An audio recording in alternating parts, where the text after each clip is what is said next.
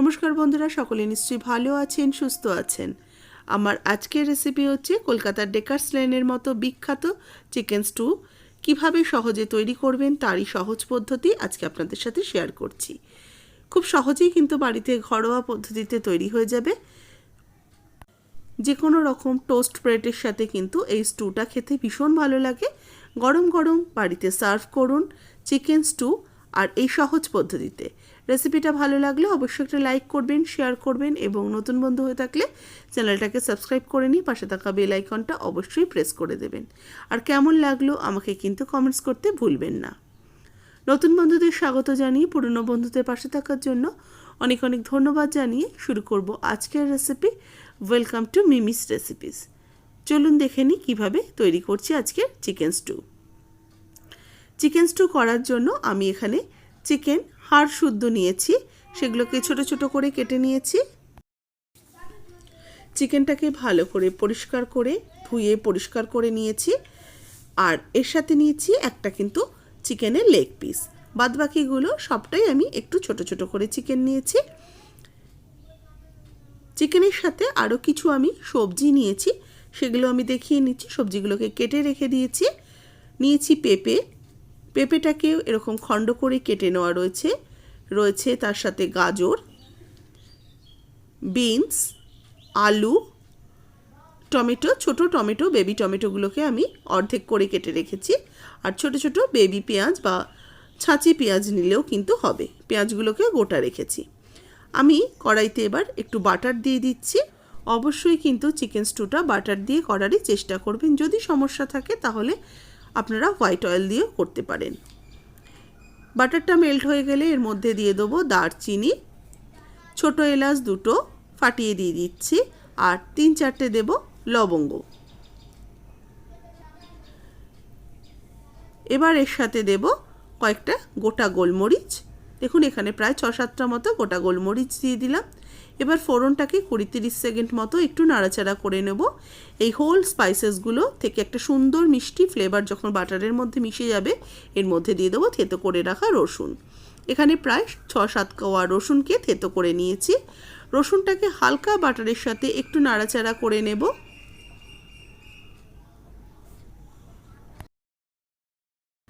এবার অ্যাড করব কোচানো পেঁয়াজ।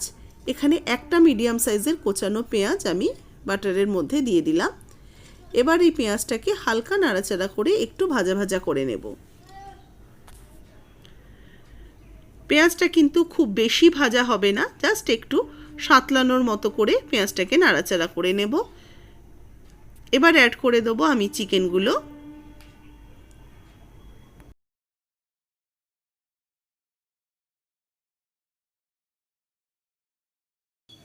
চিকেনটা দেওয়ার পর আমি এটাকে ভালো করে একটু মিক্সড করে নেব বাটারের সাথে। মিনিট 2 চিকেনটাকে প্রথমে একটুখানি এর মধ্যে নাড়াচাড়া করে চিকেনটাকে একটু হালকা করে ভেজে নেব। দেখুন মিনিট 2 চিকেনটাকে হালকা করে একটু বাটারের সাথে ভেজে নেওয়ার পরে এর মধ্যে প্রথমে পেঁপে আর আলুটা দিয়ে দেবো। যেগুলোর সময়টা লাগবে একটু সেদ্ধ হতে, সেই সবজিগুলো আগে দিয়ে দিলাম, পেঁপে, আলু আর গাজর। এগুলো দেওয়ার পরে আমি এবার ভালো করে মিক্সড করে নেব আবারও। এবার সবজি সমেত চিকেনটাকে কিছুক্ষণ আবারও আমি একটু ভাজা ভাজা করে নেব। এবার এর মধ্যে অ্যাড করব স্বাদ মতো লবণ। লবণটা অ্যাড করে লবণটা দিয়েও ভালো করে চিকেনের সাথে সবজির সাথে মিশিয়ে নিচ্ছি।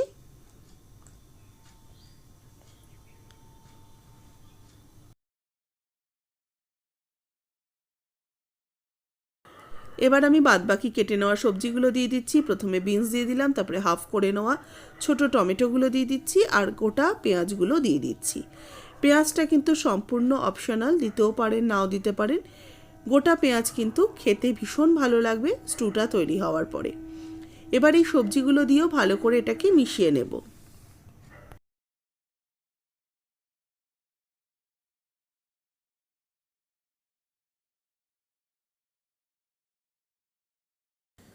ভালো করে চিকেনটা আর সবজিটাকে একটু ভাজা ভাজা করে নিয়েছি। যাতে বেশ সবজিটা কিন্তু অনেকটাই নরম হয়ে গেছে। এবার এর মধ্যে অ্যাড করে দেবো একটু জল। জলটা আমি অবশ্যই কিন্তু গরম জল ব্যবহার করছি। জলটাকে হালকা করে একটু উষ্ণ গরম করে নিয়ে গরম জলটা আমি এর মধ্যে দিয়ে দিলাম। জলটা দিয়ে ভালো করে মিশিয়ে নেব। সবজি আর চিকেন ভালো করে মিশিয়ে নিয়ে একটু চেক করে নিচ্ছি, মনে হচ্ছে লবণ একটু লাগবে, আমি আর একটু সামান্য লবণ অ্যাড করে দিলাম। এবার লবণটা দিয়ে ভালো করে চিকেনটাকে মিশিয়ে নিয়ে এটাকে ঢাকা চাপা দিয়ে রান্না হতে দেব একদম 20 থেকে 25 মিনিটের জন্য, যেহেতু আলু পেঁপে এগুলোকে খুব ভালো করে সেদ্ধ হতে হবে।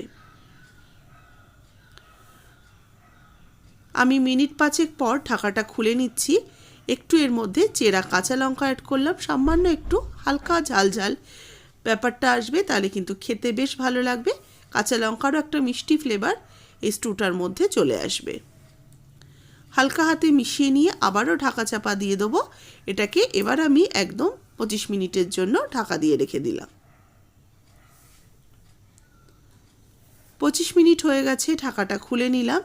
চিকেন স্টু কিন্তু একদমই আমার রেডি হয়ে গেছে। একটু দেখব সবজিগুলো সেদ্ধ হয়েছে কিনা। আমি একটা গাজরের টুকরো নিয়ে দেখছি একটু সবজিগুলো সেদ্ধ হয়েছে নাকি। দেখুন খুব সুন্দরভাবে সবজিগুলো কিন্তু সেদ্ধ হয়ে গেছে, আর চিকেনটা তো দেখেই মনে হচ্ছে বেশ সুন্দর সেদ্ধ হয়ে গেছে। এবার এটাকে নামিয়ে আমি গরম গরম সার্ভ করে নিচ্ছি। এই গরম গরম চিকেন স্টু কিন্তু আমার একদম রেডি হয়ে গেছে। অবশ্যই বাড়িতে একদিন তৈরি করবেন। কেমন লাগলো জানাতে ভুলবেন না। ভালো লাগলে লাইক শেয়ার করতে ভুলবেন না, এবং নতুন বন্ধু হয়ে থাকলে চ্যানেলটাকে সাবস্ক্রাইব করে নিয়ে পাশে থাকা বেল আইকনটা অবশ্যই প্রেস করে দেবেন। আমি যখনই কোনো রেসিপি আপলোড করব আপনাদের কাছে তার নোটিফিকেশান পৌঁছে যাবে। আর ওপর থেকে এটার একটুখানি ক্র্যাশড করা গোলমরিচের গুঁড়ো দিয়ে দিচ্ছি। ব্যাস তৈরি হয়ে গেল। কেমন লাগলো জানাতে কিন্তু ভুলবেন না চিকেন স্টু এর রেসিপি।